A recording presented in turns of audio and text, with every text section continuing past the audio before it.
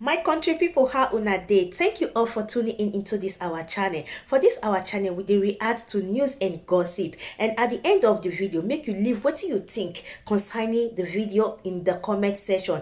And also like, share our video, subscribe to this our YouTube channel if you be say you never subscribe. So my people, there was this video I want us all to watch together. Make we foresee wetin dey happen. So guys, let's watch this video. We have from our Abuja studio, Yunusa Tanko, Labour Party spokesperson. Good morning and thank you for joining us on Nigeria Decides 2023.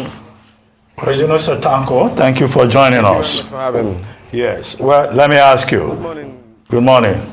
Yes, the Labour Party has been alleging that in this entire process, in parts of the country, that there has been collusion between INEC and the ruling party, the All Progressives Congress. And we are aware that the Labour Party has gone to court to challenge the outcome of the presidential election. But what's your take on, the governorship and the House of Assembly elections, particularly the conflict that we have seen in Abia and Enugu between Labour Party and other political parties over the integrity of the outcomes? That's to bring you in. And then when you finish, I'd like to ask Mr. Isele. Yes, you've talked about the presidential election. You've talked about the elections in Lagos.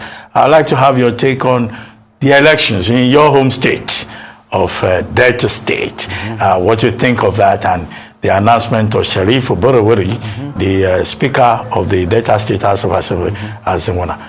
But Yunusa Tanko, let me start with you. Labour Party and the grievances of the party. Thank you very much. What you stated gone beyond the conspiracy against the Labour Party is against the state itself. The conspiracy is against the Nigerian state and its people.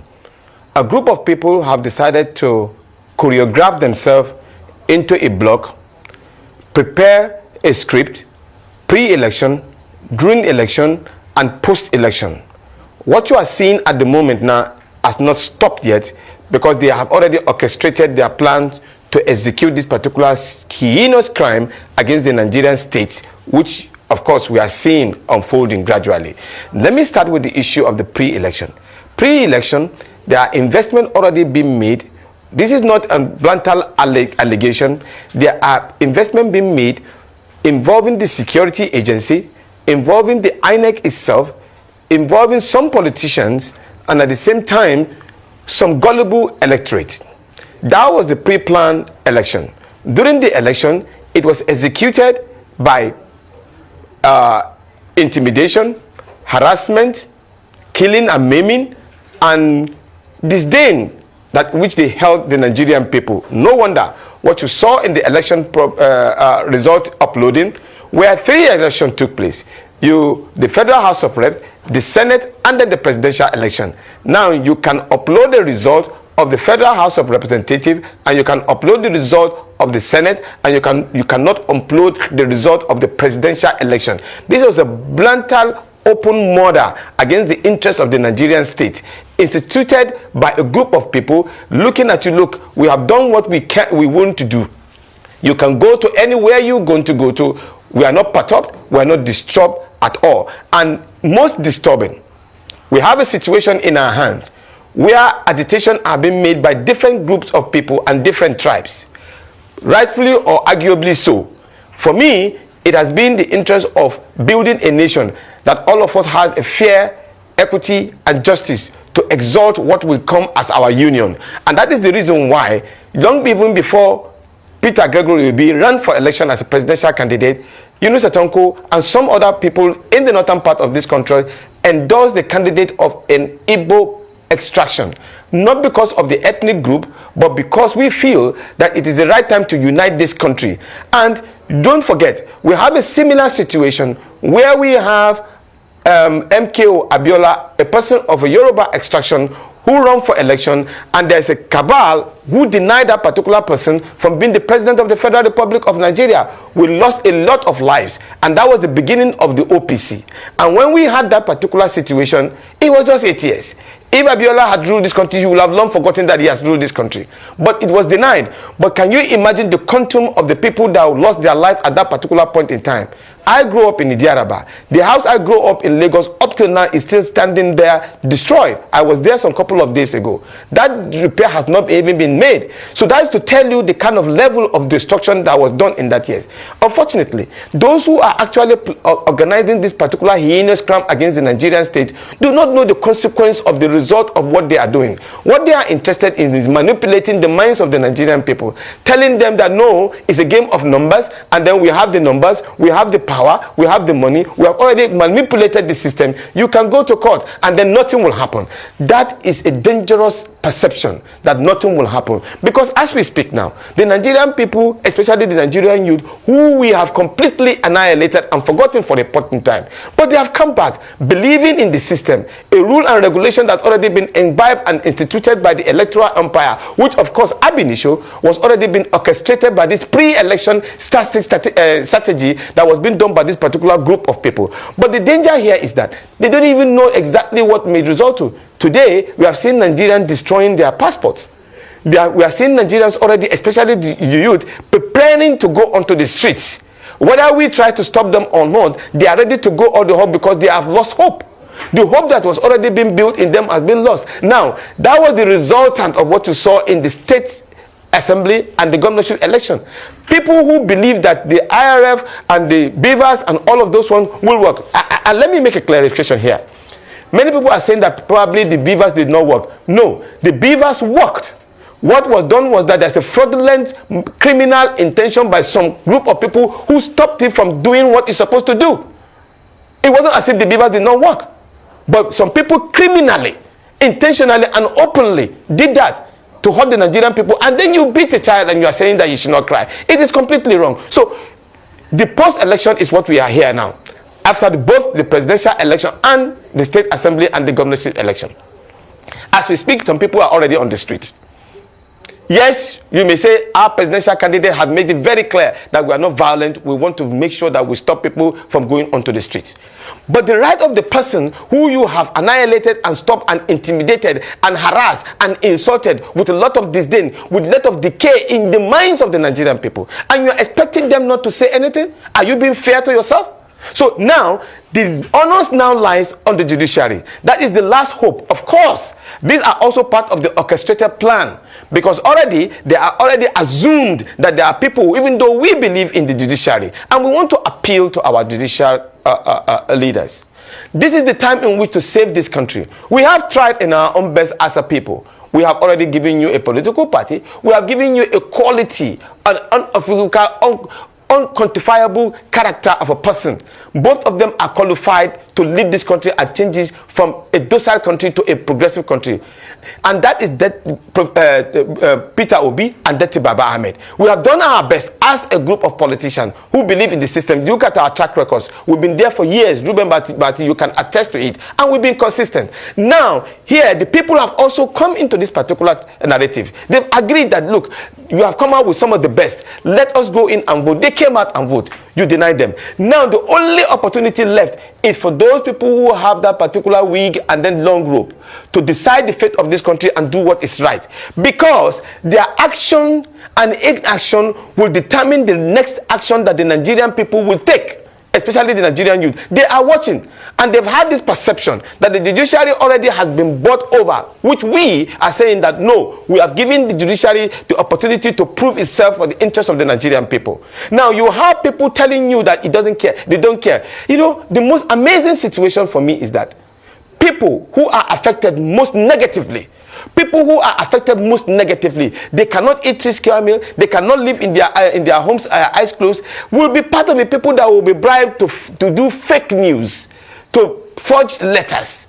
At every end of during the period of election of our candidate, they will come out and say we have stepped down for 1A or B. Now look at the situation of the ethnic profiling that is happening in Lagos or any part of this country. I am an Hausa man, a proud one at that. And I cannot stand when somebody will profile my religion or profile me as a person. I will not agree. I will challenge it.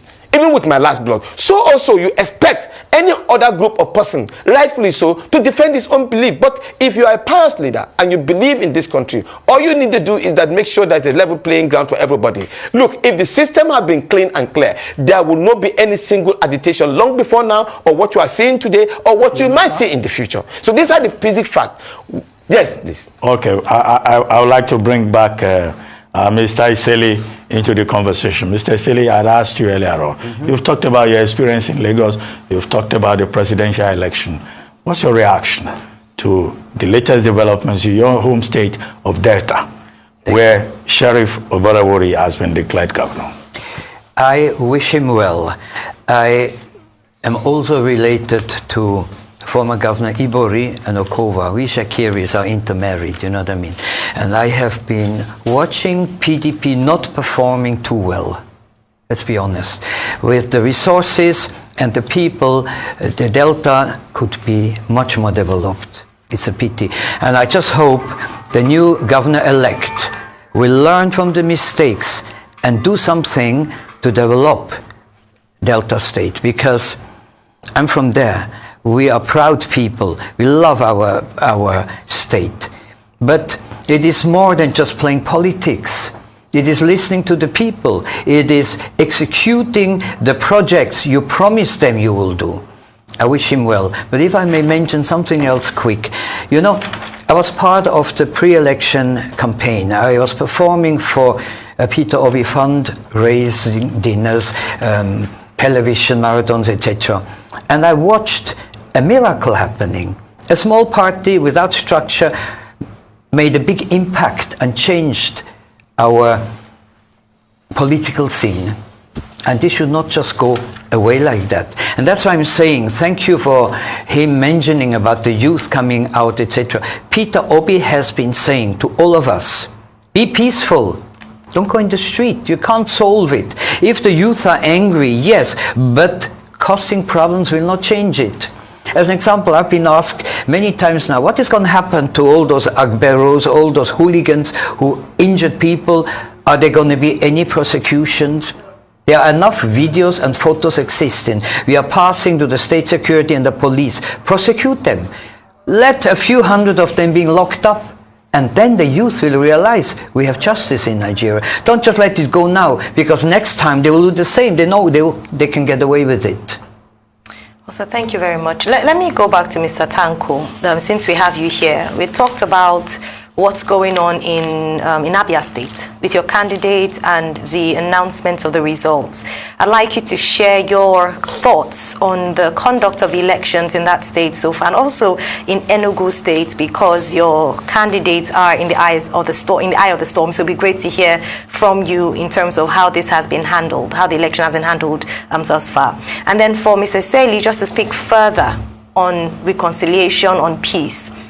What would be your recommendation for the way forward? I know you talked about seeking redress in the courts, towing the peaceful line, but beyond that, in terms of what the community, what government, what the people can begin to do, because what we want ultimately is a Nigeria that works and people that live together in unity. What would you recommend?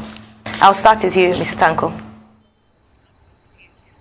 Thank you very much. Yesterday night, I was with the national chairman of the party, Barrister Julius Abure, and then he has already made some very important press statements, both video and written and in the public. Now, you don't want to hold anybody responsible for the actions of the people. In Abia State, for example, we have it on authority that the local government in question, which happen to be a large number where we have strength in, and a lot of people who have voted, it is very, very clear that the Labour Party is already way ahead in winning that particular election. Now, people are trying to manipulate that particular process by, let's give an example. If a BVAS machine recorded like you have 10 persons at the polling unit, now you are coming up with the result of about 36,000 people within a short period of time. How do you form a correlation with that? So it is actually subverting the will of the people and actually conniving with the security authority, and also to manipulate and already institutionalize corrupt leaders who do not have the mandate of the people. So we are resisting that.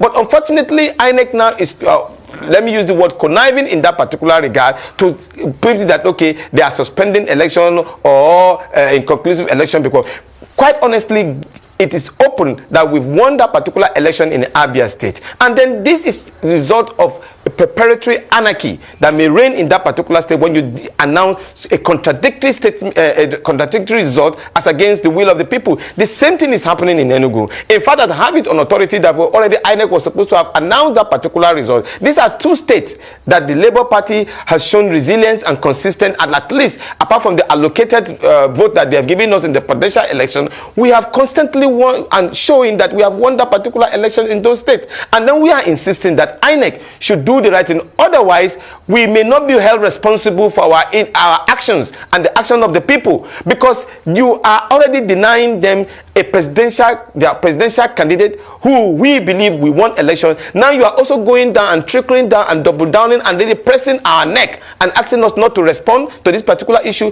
INEC should do the native and quickly announce the winner of this particular election, which we believe is Alex Oti and Edoga. Both of them have won the election in Enugu and Abia State. And so we expect a quick response, and not that as if they were going to manipulate the system and say we are going back to the poll. They should have done the same thing where we have already been annihilated and disrupted from being pronounced the election winners. So here is two states that the Labour Party has clearly won. In fact, we believe that we will have won more states than this, but because they have not been able to actually put into place the rules, their engagement that they have put in place for everybody, they have manipulated the system, and that is worrisome for all of us. I am speaking with a lot of pain, and I know a lot of our followers are listening. Yes, we have said that there's no violence, nobody should violence, but then you have the right to stand up and do a peaceful demonstration where it's necessary to defend the interests of our candidate. We cannot allow this to continue to be, because it should be as if we are being insulted and then we are being denied the right to